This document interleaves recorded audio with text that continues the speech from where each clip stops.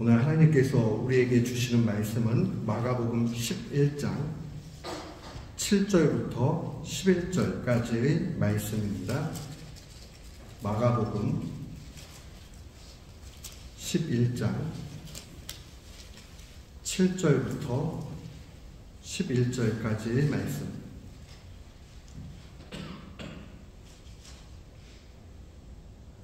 우리 같은 마음으로 7절부터 11절까지 봉독토록 합니다. 나귀의 새끼를 예수께로 끌고 와서 자기들의 겉옷을 그 위에 얹어 놓으매 예수께서 타시니 많은 사람들은 자기들의 겉옷을 또 다른 이들은 들에서 벤 가지나무를 길에 펴며 앞에서 가고 뒤에서 따르는 자들의 소리를 지르되 호산나 찬송하리로다. 주의 이름으로 오시는 이여 찬송하리로다. 오는 우리 조상 다윗의 나라여 가장 높은 곳에서 호산나더라. 예수께서 예루살렘에 이르러 성전에 들어가사 모든 것을 둘러보시고 때가 이미 저물매 12 제자를 데리시고 베다니로 나가시니라. 아멘. 저는 오늘 본문 말씀을 통해서 그의 나라 영원하리라 라는 제목으로 주의 말씀을 선포하도록 하겠습니다. 예수님에 대해서 성경이 증거하고 있는데 그것을 한마디로 이야기하면 예수님은 구원자이시다. 예수님은 구원자이시다 라고 이렇게 한마디로 요약할 수 있습니다. 우리가 이 말을 흔히 교회 안에서 듣기도 하고 사용합니다. 예수 그리스도, 이 말이 예수님이 구원자이시다라는 뜻이에요. 예수님은 이름이죠. 그리스도는 직분을 얘기합니다. 여기 그리스도라는 말은 기름 부음을 받았다라는 그런 의미를 가지고 있죠. 그래서 그리스도, 그것은 기름 부음을 받았다라는 말입니다. 이게 구약에 쓰여진 히브리 말로 보면 마샤라는 말이에요. 기름 부음을 받았다 하는 게 마시아인데 이 마시아라는 말에서 메시아가 나온 거예요. 그러니까 구약의 메시아라는 말과 신약의 구원자라는 신약의 그리스도라는 말은 똑같은 말이고 한국말로 번역하면 구원자라 이렇게 보면 틀림이 없습니다. 기름 부음을 받았다라는 것은 곧 메시아를 뜻하는 것이고 그 메시아는 구원을 이룰 분을 뜻하는 말입니다. 그런데 구약에 있어서 누가 기름 부음을 받았는가 보면 세 직분이 나와요. 왕과 제사장과 선지자입니다. 먼저 이 왕이라는 것은 통치하시는 분이죠. 통치자. 그리고 그 통치자의 의무는 백성을 보호하는 일들입니다. 또한 이 선지자는 하나님의 말씀을 전하는 사람이었어요. 그러니까 자기가 하고 싶은 말을 하는 게 아니라 이 선지자의 직분은 내가 하고 싶은 말하고는 아무 상관이 없어요. 하나님이 주신 말씀을 전하는 겁니다. 그러다 보니까 이 선지자의 직분은 많은 고통이 있었습니다. 왜냐하면 때로는 그 메시지를 전하고 싶지 않은데 하나님께서 그 메시지를 전하라고 강압적으로 명령하시기 때문입니다. 자기의 목숨이 위태로울지 알아도 선지자는 하나님의 말씀 그대로를 전해야 했습니다. 또한 제사장이 있죠. 제사장은 하나님께 제사를 드리는 그러한 직분이었습니다. 이 세 직분 모두가 하나님 앞에 기름을 부음을 받았고 그 가운데는 하나님께서 세우신 직분이다. 그런 의미를 가지고 있습니다. 그런데 왜 하필이면 예수님의 이름에 예수 그리스도, 이 그리스도가 붙었느냐? 예수님은 진정한 왕이시고 또한 제사장이시고 선지자이시기 때문에 이 직분이 붙은 겁니다. 그래서 우리는 언제나 기억해야 됩니다. 예수 그리스도 하면 아하, 예수님이 진정한 왕이시고 선지자이시고 또한 제사장이구나 하는 것을 끊임없이 기억해야 됩니다. 오늘 본문 말씀도 이 영원한 왕으로 오신, 또 선지자로 오신, 또한 제사장으로 오신 예수 그리스도를 증거합니다. 그런데 제일 먼저 이 종려주일의 시작 속에서 우리가 알 수 있는 것은 예수님이 영원한 왕이라는 사실입니다. 그리고 일주일간의 고난주간을 통해서 우리는 깨닫게 됩니다. 무엇에 깨닫느냐? 바로 십자가에 달려 죽으신 예수 그리스도를 바라보고 당신이 친히 완벽한 제물이 되셔서 완전한 대제사장으로서 그분께서 하나님 앞에 산 제물이 되셨다는 사실입니다. 그러니까 실제로 이 완벽한 제사는 십자가에 달리신 그 사건으로 끝나게 됩니다. 더 이상 필요가 없어요. 그 제사 자체가 완벽합니다. 그래서 잘못된 그 가르침 가운데서는 오늘날의 가톨릭 교회도 이 부분이 문제가 있습니다. 왜 문제가 있느냐? 그분들은 예수님의 십자가의 이 사건을 오늘 이 시간에 재현한다라고 얘기를 해요. 다시 보여준다는 거예요. 그렇지 않죠. 재현할 수도 없고 그것으로 완벽하기 때문에 더 이상 필요 없습니다. 우리가 하나님 앞에 예배 드리는 것은 재현이 아니라 예수 그리스도의 완벽한 그 제사의 공로에 힘입어서 천상의 예배 가운데 참여하는 겁니다. 그게 우리의 개신교회와 가톨릭 교회와 차이가 거기에 있어요. 만약 재현되어야 된다고 한다면 그것은 예수 그리스도의 제사가 구약의 제사와 같이 반복적으로 그렇게 진행돼야 되겠죠. 이 구약의 제사는 속죄 제사를 할 때마다 계속 반복적으로 됐어요. 그래야 효과가 있었어요. 그러나 이제는 그렇지 않죠.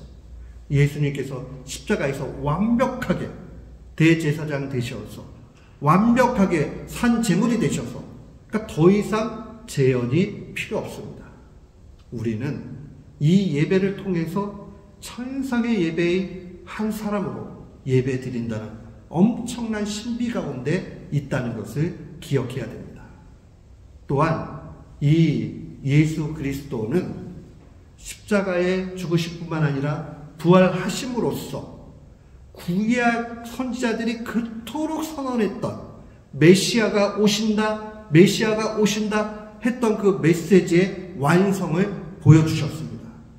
그러니까 예수 그리스도는 바로 그 구약 백성들이 그토록 기다리기를 소망했던 메시아 자신인 것을 부활을 통해서 선언하신 겁니다. 그러니까 이 엄청난 사건을 우리는 하나님의 은혜 가운데서 예수님이 죽으신 지 2000년이 지난 후에 태어나서 누리고 있는 겁니다. 우리는 다 그 상황들을 보고 알고 있으니 구약 백성들보다 더 은혜가 크다 할 수밖에 없습니다. 오늘 본문의 배경은 이렇습니다. 예수님이 이제 때가 되셨습니다. 죽으러 들어가십니다. 여리고로부터 해서 이제 예루살렘까지 가는데 그 가는 과정 가운데 이 예루살렘에서 가까운 베다니라는 곳으로 머물게 되시죠. 근데 이 베다니에서 맞은편 마을이 바로 베바게라는 마을입니다. 오늘 본문에 나와 있는 말씀인데 우리 1절 말씀에 보면 그들이 예루살렘에 가까이 와서 감람산, 올리브산을 얘기합니다. 감람산 벳바게와 베다니에 이르렀을 때에 예수님께서 두 제자를 보냈다. 그러니까 베다니라는 곳과 예루살렘도 가까운 편인데 거기에 맞은편에 있는 곳이 이 감람산의 마지막 이 산 꼭대기에 있는 그러한 마을이 벳바게였습니다. 이 이름이 참 재밌어요. 원래 베단이나 벳바게나 베이트 집이라는 뜻이고요. 그 다음에 이제 에탄이라는 말이 무화과거든요. 그런데 이 베다니는 이 에탄이라는 말에서 붙여서 무화과의 마을 이렇게 이야기를 했고요. 무화과를 표현하는 또 다른 말이 파게라는 말이 있어요. 이건 어떤 거냐면 이 봄에 열매가 이렇게 있는 무화과를 볼 때 그거를 이스라엘 사람들은 파게라고 얘기를 했다고요. 그러니까 아주 제일 처음에 이거 보이는 그러한 열매의 마을이 바로 베바게였습니다. 그러니까는 베이트 파게, 베파게. 그러니까 우리 성경 번역에는 베바게로 그렇게 써놨죠.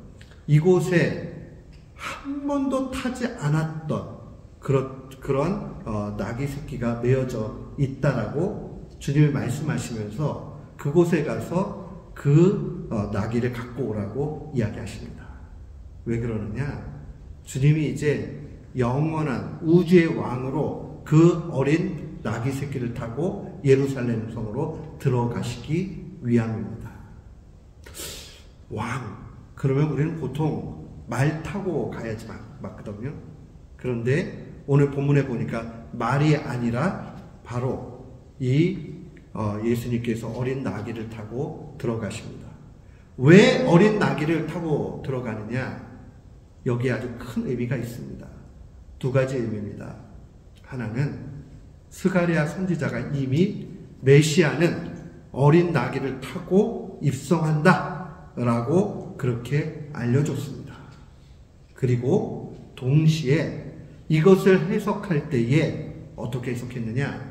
예수님은 겸손의 왕으로 오시기 때문에 말이 아니라 어린 나귀 새끼를 타고 입성하신다 라고 그렇게 증거했습니다. 사랑하는 성도 여러분, 우리가 이 사실을 통해 기억해야 되는 것이 있습니다. 과연 겸손의 왕은 어떤 왕이 겸손의 왕인가? 성경은 우리에게 복잡하게 증거하지 않습니다. 성경이 우리에게 증거하는 겸손은 바로 하나님 말씀에 그저 그대로 따르는 것을 겸손이라고 증거합니다.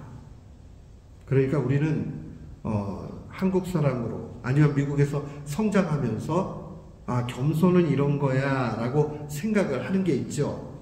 근데 그거랑 개념이 달라요.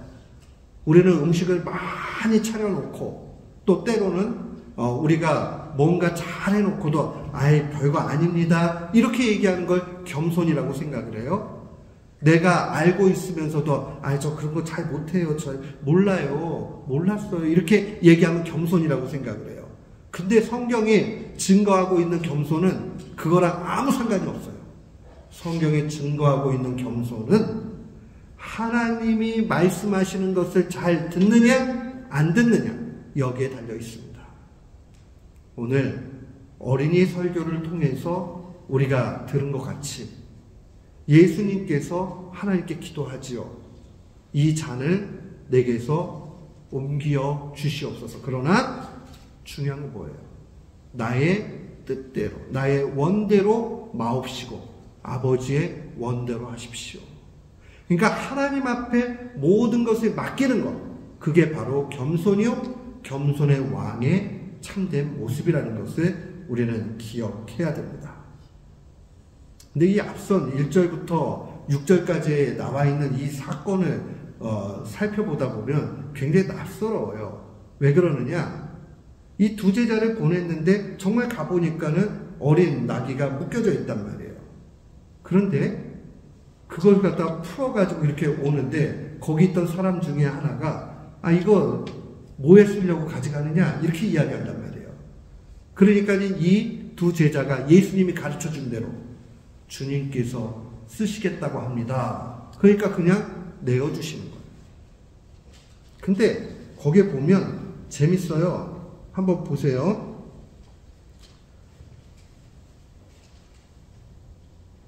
(5절) 말씀에 거기 서 있는 사람 중 어떤 이들이 이르되 나귀 새끼를 풀어 무엇 하려느냐. 거기 서 있는 나귀 주인이 아니에요. 지금 나귀 주인이 아니라 거기에 서 있던 사람들 중에서 하나가 이야기합니다. 이거 어디다 쓰려고 가져가느냐. 아니, 내가 주인이면 그 좀 말이 되잖아요. 내 거 건드니까 이거 왜 가져가냐고 이렇게 얘기할 텐데, 오늘 본문 말씀 5절에 보면 거기에 서 있는 사람 중 어떤 이들이 그렇게 이야기하는 겁니다.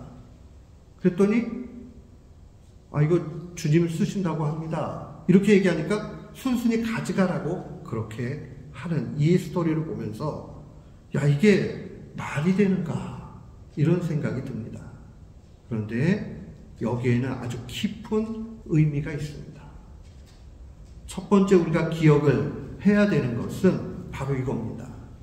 하나님께서 모든 것을 다 준비하시고 그대로 이끌어 가신다는 사실입니다. 그래서 아주 경건했던 목회자들, 신학자들은 이 본문을 한결같이 어떻게 해석을 했느냐? 바로 하나님께서 준비하시고 그 사람들의 마음을 감동시키셔가지고 그렇게 이끌어 가셨다라고 그렇게 주석합니다. 참 귀한 해석입니다. 저도 그렇게 생각합니다.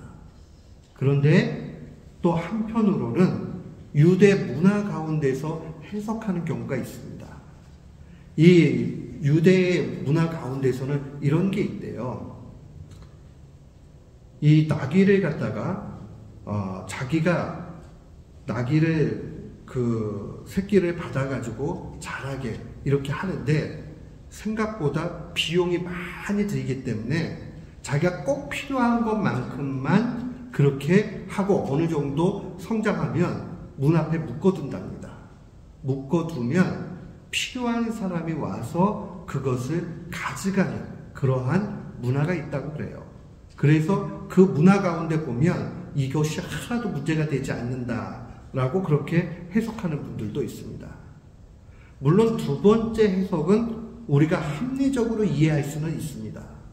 그러나 더 중요한 사실은 무엇이냐면 하나님께서 이 스가랴 선지자를 통해서 하셨던 예언의 메시지를 그대로 이루시는 하나님의 섭리가 있었다는 것을 우리는 놓치지 말아야 됩니다.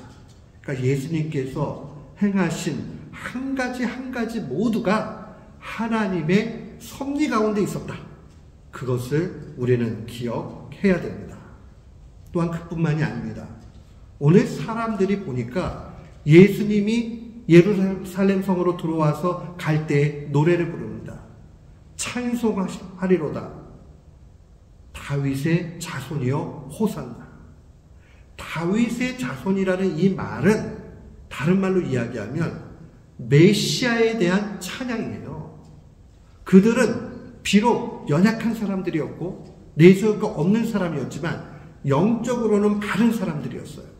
그러다 보니까 이분이 정말 메시아구나 하는 것을 분명히 알고 있었습니다. 물론 문제가 있죠. 예수님이 생각하는 메시아, 하나님께서 알려주신 메시아의 상황과는 조금 다릅니다. 어떻게 다르냐? 그들은 이 로마의 압제에서 벗어나게 될 그런 정치적인 메시아를 기대했지요. 그러나 예수님은 모든 사람들의 그 죄의 속박에서, 다른 말로 이야기하면 사탄의 그 굴레에서 벗어날 수 있도록 그렇게 인도해 주신 겁니다. 우리는 이 사실을 바라보면서 이미 하나님께서 예수 그리스도를 어떻게 이 땅에 보내시고 인도해 주셨는가 하는 것을 충분히 볼 수 있습니다. 사무엘 하에 보면 하나님께서 다윗과 약속하시면서 이런 말씀을 합니다. 네 수완이 차서 네 조상들과 함께 누울 때에, 그러니까 이제 다윗이 죽게 될 때에 내가 네 몸에서 날 네 씨를 네 뒤에 세워 그의 나라를 견고케 하겠다라고 약속하십니다.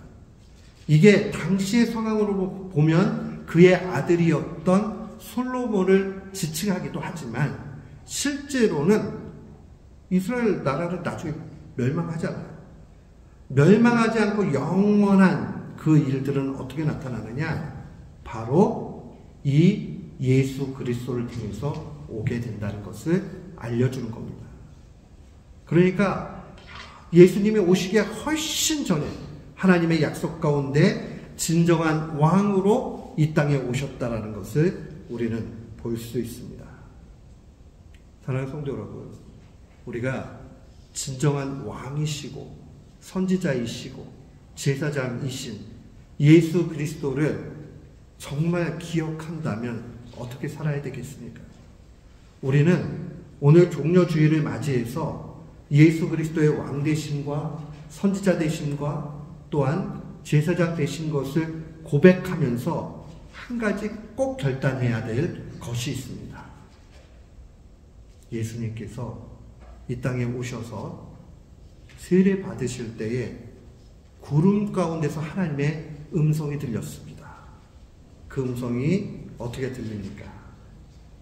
마침 구름이 와서 그들을 덮으며 구름 속에서 소리가 나되 이는 내 사랑하는 아들이니 따라합시다. 너희는 그의 말을 들으라.